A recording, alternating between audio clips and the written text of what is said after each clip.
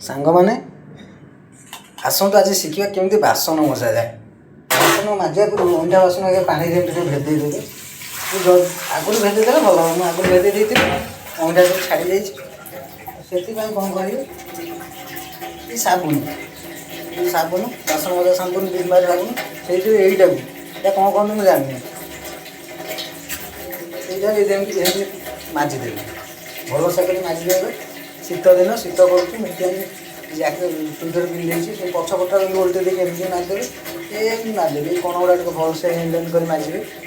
ମାଜିଲା ପରେ ଏମିତି ଥୋଇଦେବେ, ଧୀରେ ଶୀଘ୍ର ଥୋଇଦେବେ। ତାପରେ ପୁଣି ଏଇଟା ଏମିତି ପଛପଟାକୁ ମାଜିଦେବେ, ଏମିତି ବୁଲେଇବେ, ଏମିତି ଗାଡ଼ି ଚକା ବୁଲେ।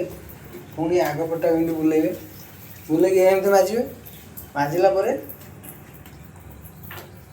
ତାପରେ ଧୋଇବେ, ଏମିତି କଚ କରି ଭଲସେ ଧୋଇଦେବେ।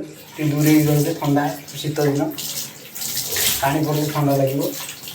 ଏଗୁଡ଼ା କ'ଣ ଶିଖିଲେ କ'ଣ ଫାଇଦା ନା, ତୁମେ ତ ବାହାସାହା ହେବ ଯେଉଁମାନେ ଅଛନ୍ତି, ଯୁବକମାନେ ସେମାନେ ଅଛନ୍ତି, ଏଇଟା ଶିଖିଗଲେ ସ୍ତ୍ରୀ ଆଉ ବାଡ଼େଇବନି। କାରଣ ତୁମ ସ୍ତ୍ରୀ ଯେତେବେଳେ ଖାଇକି ରୋଷେଇ କରିବ, ତୁମେ ତାଙ୍କ କାମରେ ସାହାଯ୍ୟ କରିଦେବ, ବାସନ ଫାସନ ମାରିଦେବ।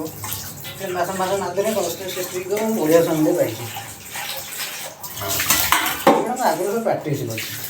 ଭାଇକୁ ଆସିଲେ ମୁଁ ତାକୁ ଜମାରୁ ବାସନ ମାଜିବାକୁ ଦେବି, ନଖ ଭାଙ୍ଗିଯିବ, ତାକୁ ବାସନ ମାଜିବାକୁ ଦେବି, ମୁଁ ସବୁ ମାଜିବି। ସେ ଆଗରୁ ଏଇ ରୋଷେଇ ମୁଁ ନିଜେ କରୁଛି, ସବୁ ମୁଁ ନିଜେ କରିବି। କଲେ କ'ଣ ସେ କ'ଣ ଯାହା ହଉ ଯୋଗ୍ୟବନ୍ତ ସ୍ୱାମୀଟେ ପାଇଛି।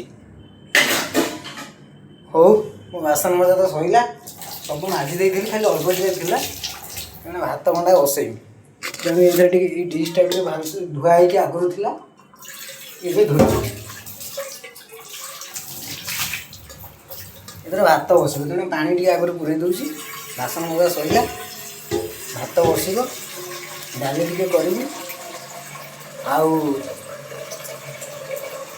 ଆଳୁ ଭର୍ତ୍ତା ଟିକେ କରିବି, ବଡ଼ି ଛୁଇଁ ନକିଟା ଗୋଟେ ତରକାରୀ କରିବି। ହଉ, ମୁଁ ରହୁଛି, ରୋଷେଇ କରିବା। ପରେ ମୁଁ ରୋଷେଇ କଲେ ବରଂ ଦେଖେଇବି କେମିତି ରୋଷେଇ ହେଉଛି।